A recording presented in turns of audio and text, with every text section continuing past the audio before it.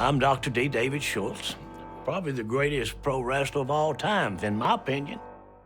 You know, about 72, 73, I was watching wrestling on TV one time, and I said, well, this is not hard. So I went by to see Herb Welch.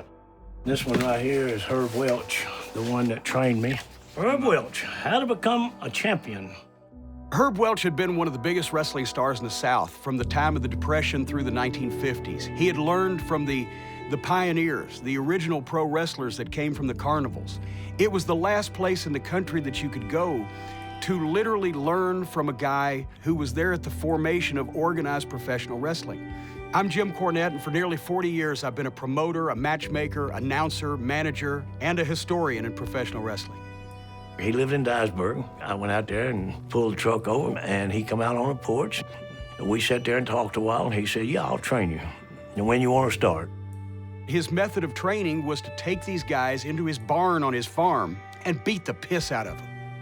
Herb Welch was such a salty, mean old bastard that he would go in the locker room and he would take a dump. And he would take a handful of it and he would rub it in his armpit. And then when he got out there, the first thing he'd do is he'd lock up with the guy and grab a headlock and start grinding that head as hard as he could, and until the guy was screaming, please let me go. I'll do anything you want. Please let me go.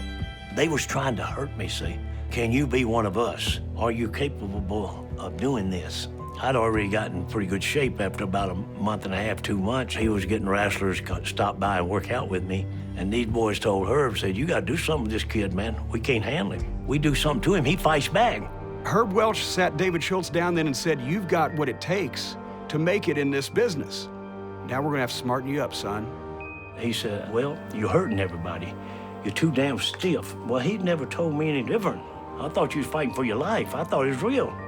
I thought it was 100% real. The training that David Schultz got from Herb Welch centered on one thing. It's the world of kayfabe.